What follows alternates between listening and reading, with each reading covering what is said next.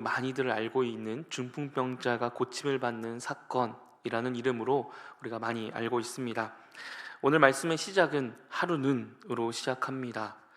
어느 날 하루는 예수님께서 갈릴리와 유대와 예루살렘에서 온 바리새인과 율법 교사들이 앉았을 때에 그들을 향해서 가르치시고 병을 고치는 능력과 함께 그들 가운데 있으셨다고 말합니다.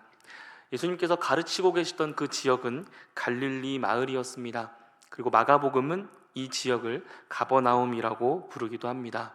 이 가버나움 혹은 갈릴리 안에서 예수님께서는 바리새인과 율법 교사들 그리고 병고침을 받기를 원하는 사람들에게 하나님의 말씀을 가르치시며 그들을 고치시는 중에 계셨습니다. 그렇게 예수님께서 말씀하시던 중에 한 중풍병자와 그를 메워가지고 오는 사람들이 등장합니다. 이들은 중풍병자를 메워서 지붕으로 올라가 지붕을 뜯고 그 중풍병자를 내립니다. 왜 그랬을까라고 질문해 보면 답은 간단합니다. 아마도 간절한 마음 때문이었을 겁니다. 간절한 마음과 또 예수님이라면 혹 그를 살려줄 거라는 신뢰의 마음이었습니다. 예수님은 그들을 보면서 또 그들의 행동을 보면서 그들을 믿음이 있다라고 여기십니다. 본문 18절로 20절입니다. 한 중풍병자를 사람들이 침상에 메고 와서 예수 앞에 들여놓고자 하였으나 무리 때문에 메고 들어갈 길을 얻지 못한지라 지붕에 올라가 기와를 벗기고 병자를 침상째 무리 가운데로 예수 앞에 달아내리니 예수께서 그들의 믿음을 보시고 이르시되 이 사람아 내 죄사함을 받았느니라 하시니 어떤 것이 그들의 믿음이었을까요? 예수님은 어떤 것을 보시고 믿음이라고 하셨을까요? 예수님께서 보신 것은 하나였습니다. 그들의 행동이었습니다. 그들의 믿음은 예수님을 믿기에 할 수 있는 행동이었습니다. 중풍병자를 예수님이 계신 곳으로 메워오고 지붕을 뜯고 중풍병자를 내려놓는 모든 행위를 예수님을 믿음으로 보셨습니다. 그래서 오늘 본문을 볼 때 우리는 이 중풍병자와 그를 메고 온 사람들의 믿음에 초점을 맞춰서 보는 경우가 있습니다. 그들과 같은 믿음을 가지고 예수께 나와야 한다는 것입니다. 오늘 본문 말씀은 그들의 믿음보다도 예수님께 초점을 맞추고 있습니다. 우리는 이 중풍병자 본문을 볼 때마다 이와 같은 믿음을 가지고 있어야 한다라고 이야기하지만 오늘 본문은 결코 중풍병자의 믿음이 아니라 예수님이 어떤 분이냐에 대한 그런 소개의 글로 이야기하고 있음을 기억하시기 바랍니다. 만약에 그들의 믿음에 초점을 맞춰서 이 누가복음이 이 이야기를 기록했다면 우리도 이와 같이 기와를 뜯는 열성의 믿음으로 살아가야만 옳을 것입니다. 이들처럼 열정적으로 예수님을 믿고 그렇게 행동해야만 그것을 예수님께서 믿음으로 여기신다면 우리도 그렇게 해야 할 것입니다. 그러나 오늘 본문은 결코 이들의 믿음에 대한 초점이 아니라 예수님이 어떤 분인가에 대해서 초점을 가지고 있습니다. 예수님께서 그들의 믿음을 보면서 그들의 행동을 보면서 그것을 믿음으로 보셨다는 것은 이들처럼 행동이 유별나야지만 옳은 믿음이라고 말하고 있는 것이 아닙니다. 그들의 마음이 간절했던 것은 사실입니다. 그러나 그들의 행동이 적절했느냐는 다른 문제입니다. 다만 예수님께서는 그것을 그들의 그 부족함을 믿음으로 받으셨다는 것입니다. 간절하지만 부족했던 그것을 예수님께서는 그들을 향해서 내 믿음을 보시고라고 여겨주신 것이지 그들의 믿음이 대단했다고 우리가 보는 것은 아닙니다. 그리고 무엇보다도 예수님께서는 중풍병자의 이야기를 통해서 본인이 무엇을 이야기하실 것인지를 이 뒤에 본문에서 더 자세하게 그들 가운데 알려주고 있습니다. 그러니 오늘 우리는 이 중풍병자가 어떠한 믿음을 가졌는가에 대한 초점이 아니라 이 이야기를 통해서 예수님은 우리에게 자신이 어떤 분인지를 이야기하고 있는가에 대해서 그 초점에 맞춰서 살펴봐야 할 것입니다. 중풍병자 혹은 또 병이 있는 사람들이 예수님을 보러 온 것은 이전에 누가복음 4장 12절로 16절 말씀에 나병을 고치셨던 사건을 통해 병고침을 받기 위해서 사람들이 몰려온 것입니다. 그리고 이와 함께 바리새인과 율법 교사들은 예수님에 대한 소문을 듣고 그 진상 규명과 함께 예수님을 견제하기 위해서 이곳에 왔습니다. 중풍병자가 그 안에서 줄을 달아 매어 그 기와를 뜯어서 그 방 안으로 들어오게 됩니다. 그리고 이제 중요한 이야기가 등장해야 하는데 그것은 무엇입니까? 바로 병고침의 이야기입니다. 그런데 예수님은 그 중풍병자를 보면서 죄사함을 선포하십니다. 너무나도 뜬금없는 선포입니다. 전혀 자연스럽지 않습니다. 예수님 앞에 사람들이 중풍병자를 데리고 온 이유가 무엇이었겠습니까? 병을 치료받기 위해서 온 것이지 않겠습니까? 병을 치료받기 위해 좋지 않았던 주변의 시선을 이겨내며 지붕을 뚫는 노력을 하며 그 자리에 왔는데 예수님은 자연스럽지도 않은 전혀 예상하지 못한 말씀을 하십니다. 너는 죄사함을 받았느니라. 상황에 맞지 않은 말씀을 하시는 것 같습니다. 반면에 이러한 상황을 보고 있던 바리새인과 서기관들은 오히려 이 상황에 맞는 자연스러운 생각을 합니다. 서기관과 바리새인들은 예수님의 이 죄사함이라는 이야기를 듣고 이렇게 속으로 생각합니다. 이것은 신성모독이다. 오직 하나님 한 분 외에는 누가 능히 죄를 사할까? 라는 질문을 던집니다. 서기관들은 율법학자라고 불려지는 사람들입니다. 하나님의 말씀을 배우고 필사하며 사람들에게 율법을 가르치는 사람들입니다. 웬만한 사람들보다 하나님의 말씀을 아는 일에 있어서 탁월한 사람들입니다. 그렇기에 죄사함은 하나님에게 있다는 사실을 당연히 알고 있고 인간이 죄를 사한다는 말에 의문을 가질 수밖에 없는 것입니다. 꼭 율법학자가 아니더라도 유대인이라면 당연하게 알고 있는 명백한 사실에 율법을 정확하게 가르쳐야 하는 율법학자가 어찌 사람이 죄사함을 선포하는가 이 의문을 가지지 않을 수 있겠습니까? 서기관들의 생각은 잘못되지 않았습니다. 오히려 아주 자연스러운 생각이고 모두가 할 수 있는 생각입니다. 죄사함은 하나님만 하실 수 있는 고유한 권세, 권리, 능력이기 때문입니다. 하나님만이 하셔야 하고 하나님만 하실 수 있는 죄사함을 인간이 할 수 있습니까? 오직 하나님만이 죄를 사하실 수 있는 권세와 권리가 있으십니다. 서기관들은 그렇기 때문에 의문이 들었습니다. 차마 입 밖으로는 말을 못하고 속으로 혹은 자기들 안에서 조심히 수군수군대며 어떻게 사람이 죄를 사할 수 있을까라는 질문을 가지고 있었습니다. 그들의 마음을 예수님께서 아시고 한 가지 질문을 던지십니다. 본문 22절로 23절입니다. 예수께서 그 생각을 아시고 대답하여 이르시되 너희 마음에 무슨 생각을 하느냐 내 죄사함을 받았느니라 하는 말과 일어나 걸어가라 하는 말이 어느 것이 쉽겠느냐 라는 질문입니다. 그러나 이에 대해서 예수님께서는 그들의 답을 기다리지 않으십니다.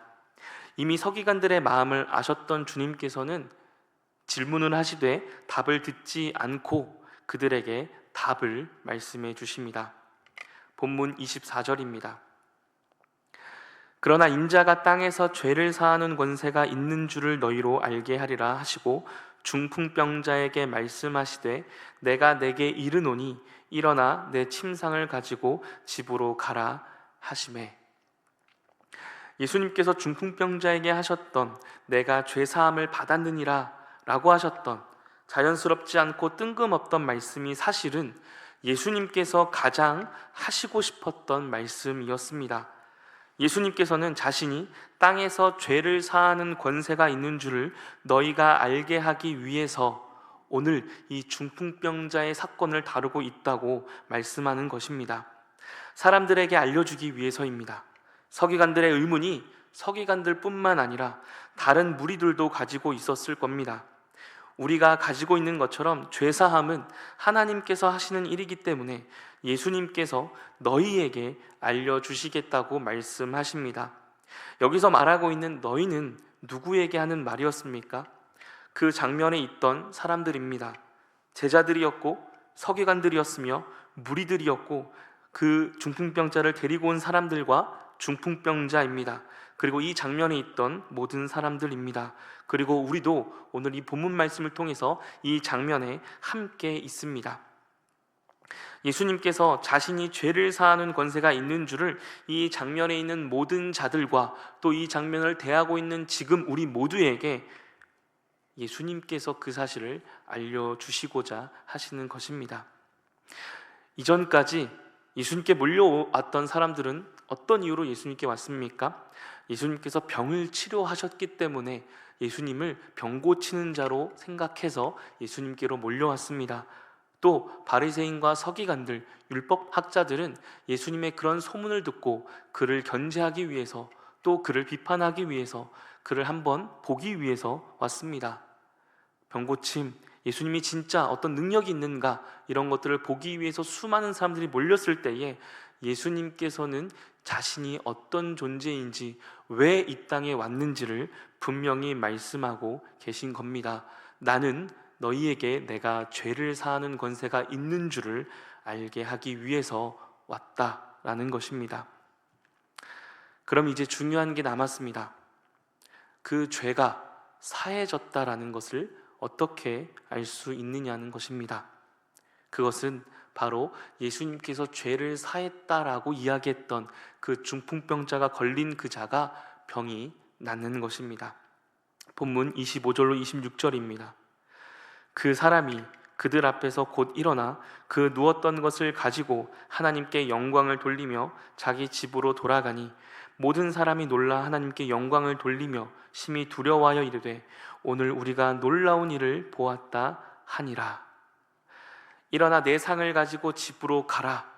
이로써 예수님께서는 병을 치료하시며 그에게 죄를 사했던 그 모습을 보여주시고 또 죄를 사하는 권세가 있다는 사실을 모두가 알 수 있도록 보이십니다. 죄사함이라는 것은 원래 성전에서 이루어졌습니다. 성전은 하나님께서 특별하게 정하신, 하나님께서 임재하시는 곳입니다. 그곳에서 하나님은 죄사함을 허락하시겠다고 하셨습니다. 그리고 특정한 제물을 드려야만 했고 아무거나 드려서는 안 됐습니다. 하나님께서 정해주신 특별한 제물을 드려야만 했습니다. 죄사함은 그렇게 특별한 곳에서 특별한 제물을 드려야만 죄사함을 얻을 수 있는 것이었습니다. 여기까지는 괜찮습니다. 누구나 다 죄사함에 대한 그런 방법을 얻게 된 것입니다. 그런데 병자는 성전을 알고 있고 죄물을 준비했다 하더라도 성전에 들어갈 수 없었습니다. 예수님 시대에 성전에 들어갈 수 없는 부류의 사람이었습니다. 뮤시나라는 랍비들의 경전에 따르면 귀머거리, 백치들, 미성년자들, 고자, 혼혈인, 여자들, 해방되지 않은 노예, 절름발이, 소경, 병자, 노인, 자기 발로 올라갈 수 없는 사람들은 성전에 올라갈 수 없다고 말합니다. 죄사함을 받을 길이 성전에 가서 제사하는 방법밖에 없기 때문에 그나마 빚을 져서 성전 출입이 가능한 사람은 죄사함을 받을 길이 있지만 성전 출입이 금지된 사람들은 아무리 빚을 내어 성전에 들어가려고 해도 들어갈 수가 없어서 죄인으로 낙인을 받고 멸시와 천대를 받으며 살아가야만 했습니다. 그러니 이 중풍병자와 같은 사람은 한마디로 답이 없는 인생이었습니다. 죄인이라는 벗어나지 못하는 낙인이 찍힌 채 살아가야만 했습니다. 성전에 들어가지도 못하고 병이 있기 때문에 죄인이란 낙인이 찍혀 있으며 그 병을 고칠 수 있는 방법도 없고 아무런 노력도 할 수 없는, 아무런 것도 할 수 없는 인생이 바로 이 중풍병자의 삶이었습니다. 다른 사람에게도 그런 낙인이 찍히겠지만 자기 스스로 그런 낙인을 찍고 살아가는 존재가 바로 이 병든 자입니다. 다른 사람의 손가락질을 받으며 죄인이라고 그렇게 여겨지지만 다른 사람에게 뿐만 아니라 스스로도 자기 자신에게 나는 죄인이라고, 나는 병에 걸린 하나님께 저주받은 죄인이라는 낙인을 스스로 찍고 살아갔던 자입니다. 또 한편으로는 이 중풍병자와 같은 사람은 누구보다 자신이 죄인이라는 사실을 누구보다도 뼈저리게 알고 있는 존재였습니다. 병이 자기에게 있었고 그 병으로 인해 자신은 하나님께 버림받았다라는 것을 알고 있었기 때문입니다. 그런 자를 예수님께서 치료하시고 죄사함을 선포하셨습니다. 사실 예수님께서는 죄사함을 선포하지 않고도 병을 고치실 수 있으십니다. 보지 않고도 말씀만으로 병을 치료하실 수 있으십니다.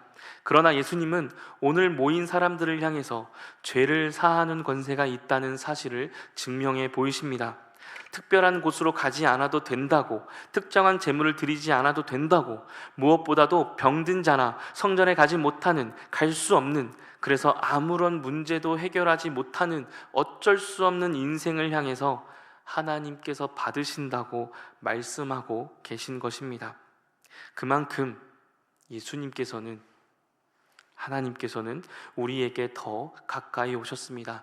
저 멀리 바라만 볼 수밖에 없었던 그 성전에서 우리에게 가깝게 오신 것입니다. 특별한 곳으로, 특별한 재물을 가지고 특정한 모습으로 우리에게 오라고 하시지 않고 그분께서 우리의 인생에 오셔서 우리를 특별하게 하시고 우리를 특별한 하나님의 자녀로 받으시기 위해 우리에게 더 가깝게 오신 것입니다. 중풍병자가 몸이 낫고 죄사함을 얻었다는 선포는 또 다른 사람들에게 복음이 됩니다.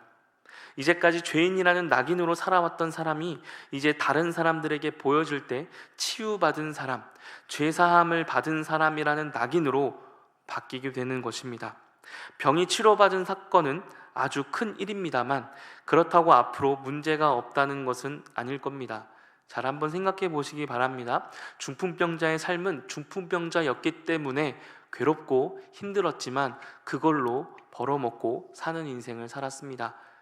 그 자신의 몸이 중풍병자에 걸렸기 때문에 그런 부족한 몸을 이끌고 그래도 한 푼 두 푼 주변에서 주는 도움으로 살아갔을 것입니다. 그런데 이제 이 중풍병자는 모든 병이 낫게 되었습니다. 침상을 등에 메고 걸어갈 정도로 모든 것이 나았습니다.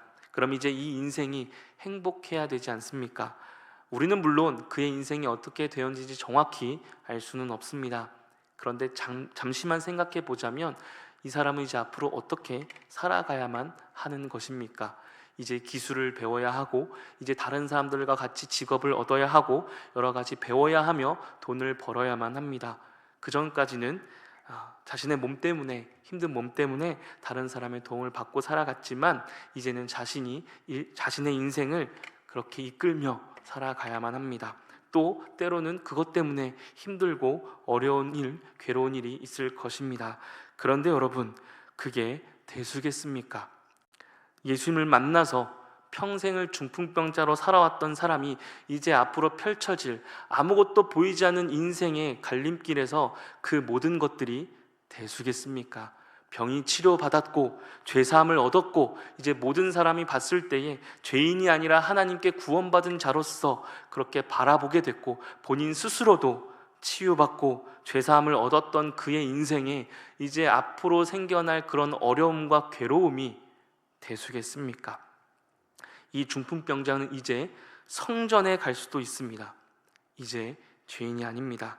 이제 그는 하나님의 백성으로서 그 증거로 몸이 나았습니다. 죄인이 아니라는 증거로 몸이 나았습니다.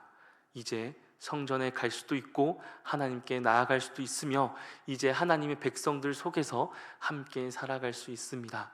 그러니 앞으로의 인생의 괴로움과 어려움이 있다 하더라도 그것이 그가 가지고 있는 기쁨과 감사를 없앨 수 있겠습니까? 이것을 우리에게 한번 적용해 봤으면 좋겠습니다. 그렇다면 오늘을 사는 우리에게는 어떻습니까? 우리들에게 죄사함의 증거, 그것은 무엇입니까? 우리도 매번 중풍병이 낫는 것 같은 기적이 일어나야 내가 받았다라는 것을 확신할 수 있습니까? 아닙니다. 우리에게 너무나도 명확한 죄사함의 증거가 있지 않습니까? 오늘 우리에게 주신 죄사함의 증거는 눈에 보이는 치유를 넘어서 하나님이신 그분이 우리를 위해 친히 삼으신 십자가의 죽으심입니다.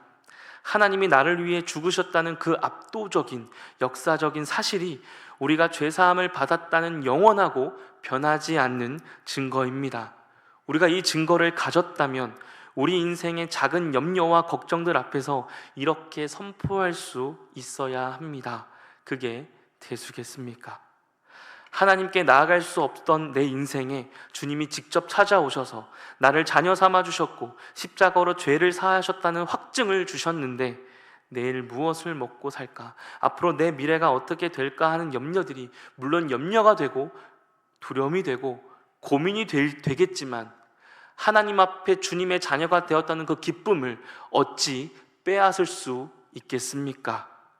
그 영원한 복음 앞에 그 어떠한 고난과 어려움과 괴로움이 그 영원한 기쁨의 소식 앞에 그것을 빼앗을 수 있는 것이 되겠습니까? 오늘 이 중풍병자의 이야기는 그렇게 우리 모두에게 선포하시는 예수님에 대한 이야기입니다. 예수님께서 우리에게 이렇게 말씀하시는 것입니다. 내가 너를 병을 고치기 위해서뿐만 아니라 너의 죄를 사해주러 왔고 또 너를 나의 자녀로 삼아주기 위해 왔다라는 것입니다. 그렇게 우리의 모든 문제와 모든 아픔과 모든 악을 예수님께서 해결해 주셨습니다. 이것이 우리에게 유일한 위로요, 유일한 소망이 되는 것입니다. 하이델베르크 1문은 우리에게 이렇게 질문합니다. 당신에게 사나 죽으나 유일한 위로는 무엇입니까? 여러분들에게 유일한 위로는 무엇입니까?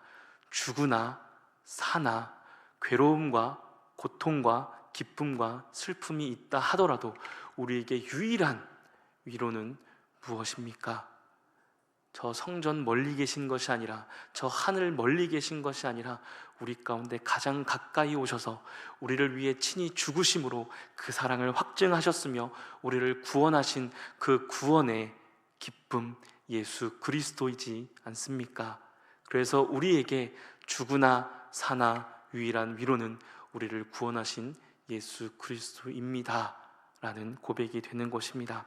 바라기는 우리 가운데 이미 허락하신 그 복, 그 은혜, 예수 그리스도를 기억하며 우리 가운데 있는 모든 아픔과 괴로움과 어려움이, 염려가 우리 가운데 있다 하더라도 그 안에서 예수 그리스도의 은혜를 기억하며 기쁨과 감사를 빼앗기지 마시고 예수님 안에서, 주님 안에서 기뻐하며 감사하며 그 위로를 누리며 살아가는 우리 모두가 되기를 주님의 이름으로 간절히 축복합니다. 기도하겠습니다.